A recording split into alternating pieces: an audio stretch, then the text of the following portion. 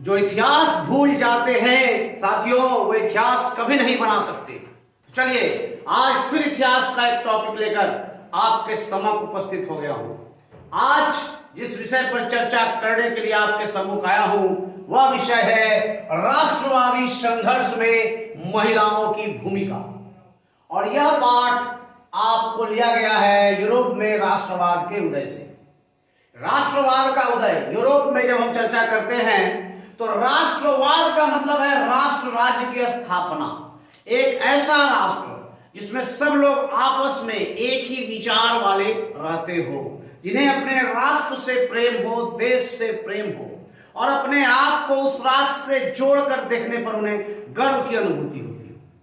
तो ऐसे में हम जब राष्ट्र राज्य की स्थापना की बात करते हैं साथियों, तो इसका सीधा संबंध हो जाता है निरंकुश शासन का अंत।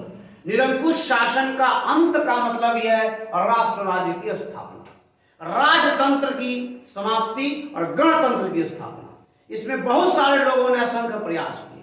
महिलाओं ने भी हर स्तर पर पुरुषों के साथ कदम से कदम मिलाकर अपनी लड़ाई को जारी रखी।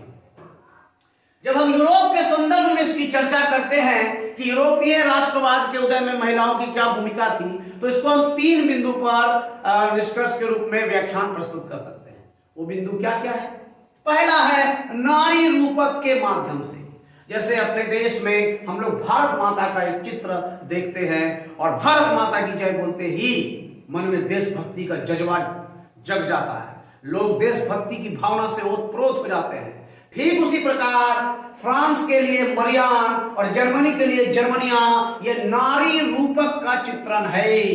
ये नारी रूपक वहां राष्ट्रवादी आंदोलन में महती भूमिका निभाया है दोस्तों। जैसे हमारे यहाँ भारत माँ का चित्र हम लोग नारी रूपक के रूप में इस्तेमाल करते हैं, तो वहां के देशों में भी फ्रांस वालों ने मरियाम और जर्मनी वालों ने जर्मेनिया को नारी रूपक के रूप में चित्रित किया और अपने देश के प्रति जो आंदोलन चल रहा था उसमें लोगों का जज्बा बढ़ाया।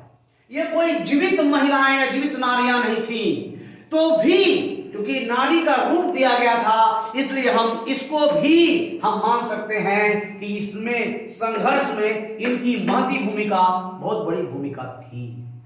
ठीक है। अब दूसरा जो बिंदु हम लोग उठा सकते हैं वह है अखबार के माध्यम से। जैसा हम लोग जानते हैं कि कलम में भी बहुत ताकत होती है।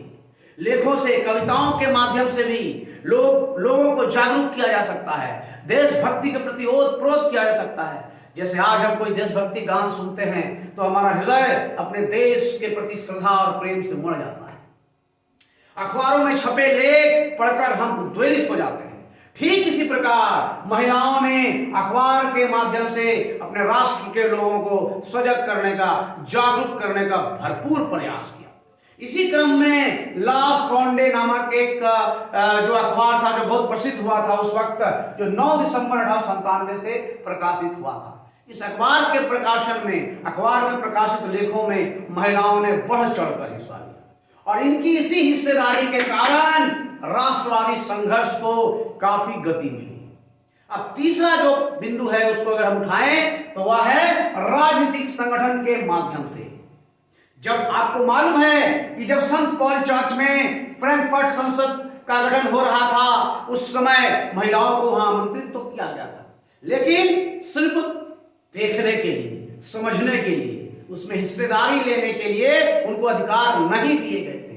तो महिलाओं को लगा कि भैया यह राजनीतिक अधिकार के बिना तो हमारा कोई अस्तित्व ही नहीं, और इसलिए महिलाओं को राजनीतिक अधिकार नहीं मिलने के कारण महिलाओं ने राजनीतिक रूप से अपने को सशक्त करने के लिए कई सारे क्लब बनाए।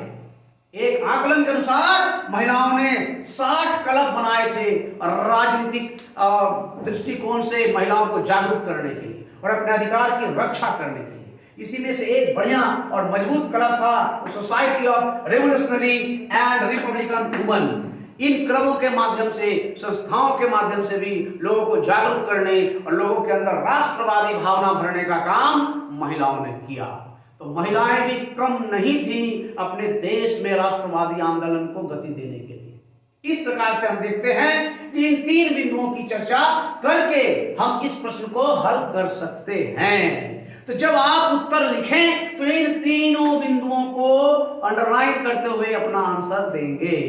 यह वीडियो न सिर्फ क्लास 10 के लिए बल्कि इतिहास से संबंधित सभी प्रतियोगिता परीक्षाओं के लिए काफी उपयोगी सिद्ध होगी।